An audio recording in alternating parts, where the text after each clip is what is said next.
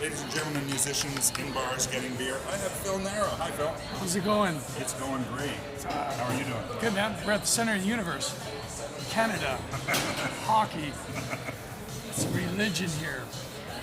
One of the ugliest jerseys Yeah, of all this time. is, what's up with that? Yeah, I'm glad they got rid of this jersey. Their new ones are much better. Killer Whales, awesome. Yeah. Center of the universe. Speaking of the center of the universe, I believe Second Sound has a planet that may have been in the middle of the universe. Yes. Right on the cover. You want to tell me about that? Yeah, it's doing quite well. It's been out for almost 2 months now, and it's getting great reviews. And I'm surprised. It was just like the first CD. Like 2 months passed, and it was just selling like crazy. And it was just, which is really good for an independent band like us. Self-produced. Yeah, self-produced, and we're at 2,000 copies now of Second Sound. And that's great. The first CD was 3,000 copies, and the live DVD we did at the Mod Club, that's selling. It's always like that when you release a new product, your back catalog starts selling again. So that's pretty good. It's really exciting times. And want to tell me about some of the experiences you had doing it? Maybe studio time? Or... Yeah, we did the bed tracks. We did it at Tattoo. Really nice studio on Eastern Avenue here in Toronto. And yeah, it was really, really nice. And we did all the beds there. And then we did everyone, like Peter did his bass at home. With modern technology today, and everybody does stuff at home now, except me, because I just went to Ed's and did the vocals, because he can be a little crazy sometimes.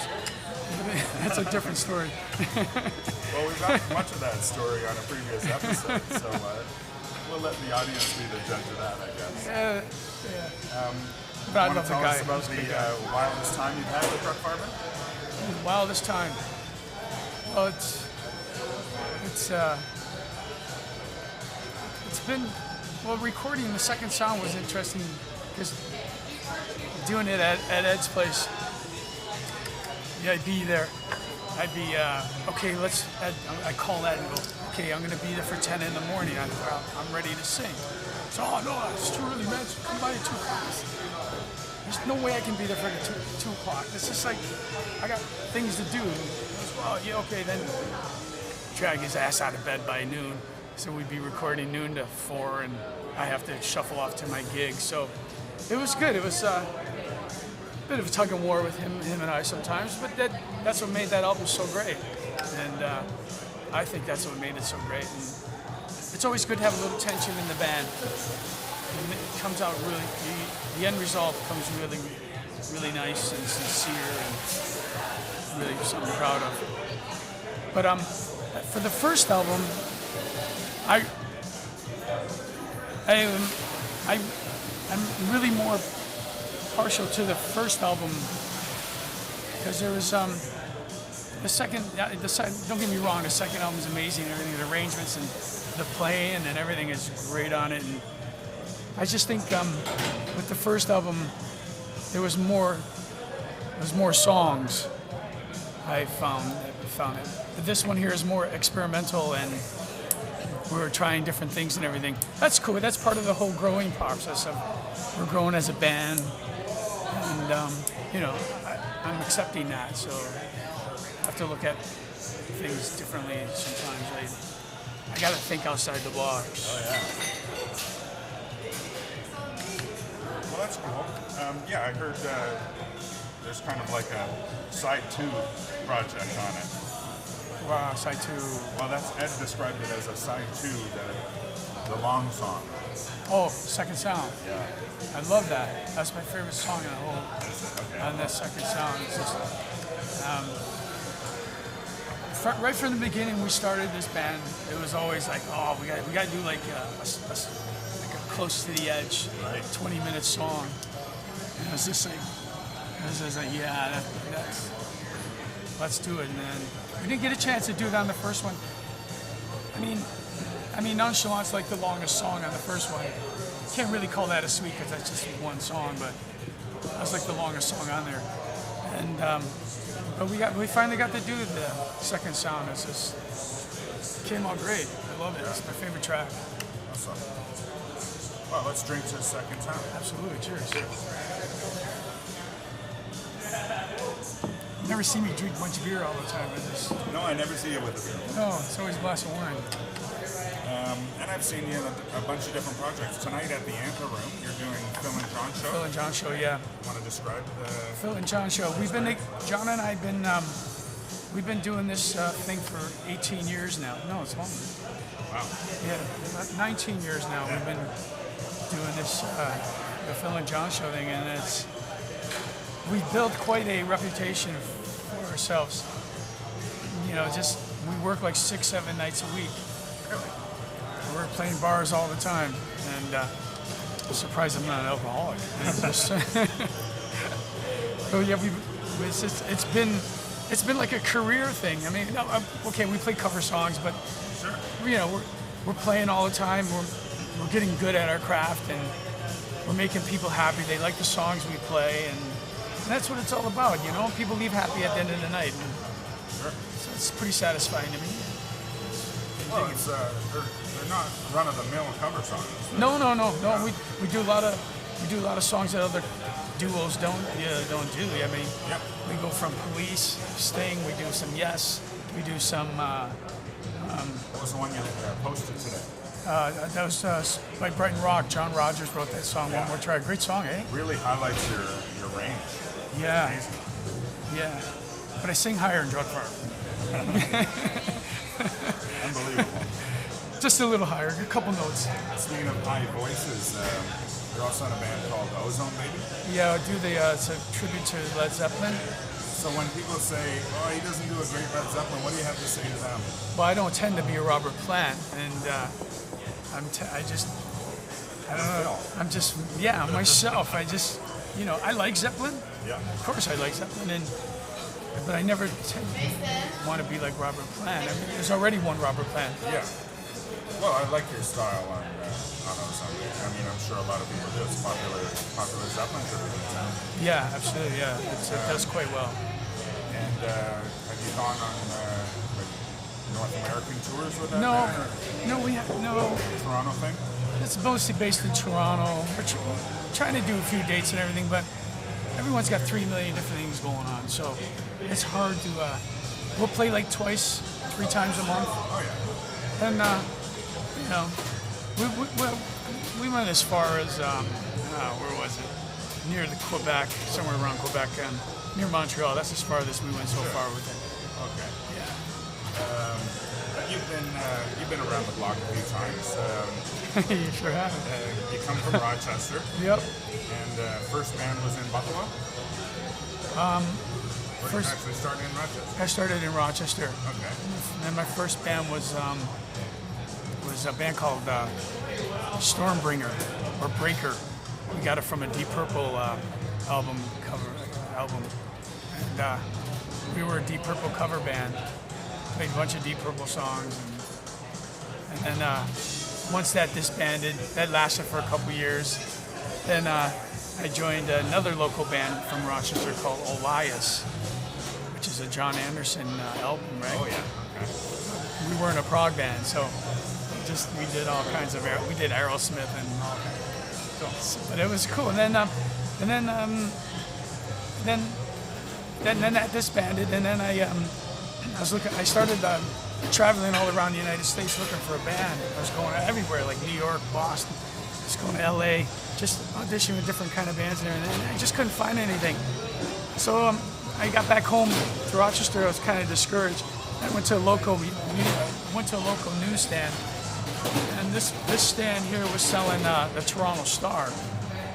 So I pick up this paper. It was like I can't believe how thick that paper was at that time. It was like almost like a Bible. It's just like, man, these Canadians love to read. Like there's hardly any advertising in this thing. It was like it was pretty cool. So I started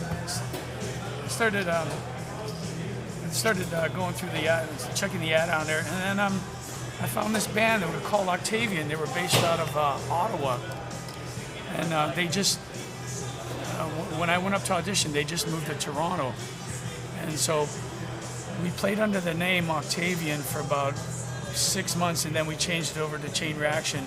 And once we got signed to Chain Reaction, once we were called Chain Reaction, we got signed to Attic Records. Remember them, Attic Records? Yeah. And we did a couple records with them, and then I got kicked out of the band. I'm not afraid to admit it. I got kicked out. It's just one of those things, and it happens. Everyone gets kicked out of things, and so I'm fine with it. It was my fault. Yeah, well, it was my fault too. Okay. But and then I moved back to Rochester, back home to Rochester, and I joined a local band for a couple months called SAS. It was me. It was you might know Nick Costello from Toronto, the band Toronto, the bass player. Oh yeah. And Jimmy, I forgot his name. Okay. He was the drummer in Toronto. He was in the band. and we did a couple of gigs, and Jimmy Fox, that's who it was, Jimmy Fox. And we did a couple of gigs, and then one night we played in Buffalo. Billy Sheehan came out he came out to see the band, because he knew Jimmy and Nick. And we started talking. He goes, I got this, Talas is looking for a singer. We just got off the tour with Van Halen, and they were telling me, like, you guys need a lead singer in the band. And so he goes, why don't you come on down? I said, yeah, sure, man. I'll come to Buffalo and check out. Yeah, I mean, it's great to play with Billy. It's just, and so we auditioned, got the gig, and then Paul and Dave, they didn't want to do it anymore. So then we got Mitch Perry on guitar after. Mitch Perry on guitar, and then Mark Miller on drums is a Rochester boy and drummer, and then that was the new version of Talas. And we rehearsed for like 2 months, and then we went to New York and recorded Live Speed on Ice, and we did that in Brooklyn, and all one take stuff. We just left everything the way it was. I mean, I go back and listen to it and go, wow, I wish I would have fixed some of that stuff, but it's live, and that's what it's all about. It had a nice vibe to it, and we were just a heavy rock band, almost on the verge of metal, but it was we toured like all across America like 3 or 4 times, and then we came up to in Canada. We did once around. Okay, once or twice. Let me just take a break in here, because you're touring across North America. There must be a wild story. Yeah, there's quite a bit of wild stories. The one that always sticks in my head is we were in Texas, and Texas, and we stopped in this little town. We were just so hungry, and we stopped in this little restaurant and. Walk in, we got, everyone's got long hair and everything, so we sit down, then he saw two guys, I don't know what kind of redneckish guys, sure. And they come sit down with us, and they go, so you boys play in the band? Yeah. It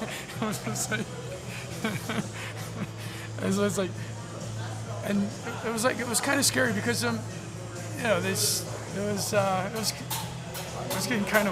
getting a weird vibe from these guys. I just knew they just wanted to take us out and back and just demo us and cut our hair. Oh no! So we just ate real fast and got the hell out of there. And went to Corpus Christi from there. Oh jeez. A little more civilized place. Okay, so after Talas. Did D-Drive start in Buffalo as well? No, D-Drive started in Rochester. Oh, okay. Yeah. It was Don Mancuso. I jammed with him a few times back in Rochester. We tried a few different things, and then it was like 7 years ago. He goes, well, I want to do a band thing. Come on down and sing some songs. So I went down and sang some songs, and Donnie was playing with Lou at that time, and Lou Gramm band from Foreigner, and So, and we wrote all the songs, and then we got, and then Donnie asked Lou, why don't you come in and like sing like 3-4 songs on this record? So Lou agreed, and he's on the first D Drive record. He sings 3 songs on there, and it was great having Lou on there. He's my favorite singer. That's awesome. It's great. It's great playing with you, like a guy you grew up with, and I mean, admired singing. Yeah, it's just like, here you are, like, just trying to keep it cool, right? Sure. It was fun. Well, that's cool. And so you did something with Lou just a couple of weeks ago. Yeah, it was in Rochester. They had they have a Rochester Music Hall of Fame there. So it was me and Lou, Carmen and Vinny Appice, Rudy Starzo, Mike Sterito, Andy Knoll, which are part of Lou Gramm's band, those 2 guys, and then Gene Kershaw from the Young Rascals. And so we were the all-star band, the House Guitars all-star band, and we were doing all the songs, you know, that those guys wrote, like, what you gonna do to my heart? Gene wrote that. He wrote that for Pat Benatar there. Oh. Yeah. I remember when I saw Gene, we were rehearsing. I go, Gene, that's a great song you wrote for Pat Benatar. He goes, yeah, like my bank account too. I said, and then Carmine wrote "Do You Think I'm Sexy?" We played that song. Oh, he wrote that. Yeah, him and Rod Stewart wrote that song, and then Rudy Starzo, "Come On Feel the Noise," which was an old Slade song, which Quiet Riot just did it back in the 80s and made it bigger. And so it was a really fun night. And then on "Do You Think I'm Sexy," when we played that live, I had Sister Sledge got up and sang with me on that. Yeah, we are family. Oh my gosh. Yeah. Well, that must have been a hell of a night. Yeah, it was great. It was a really fun night. That's all I can say. It was great. That's awesome. Well, let's take a little break here, and we'll come back in a second with musicians in bars getting beer. Cheers.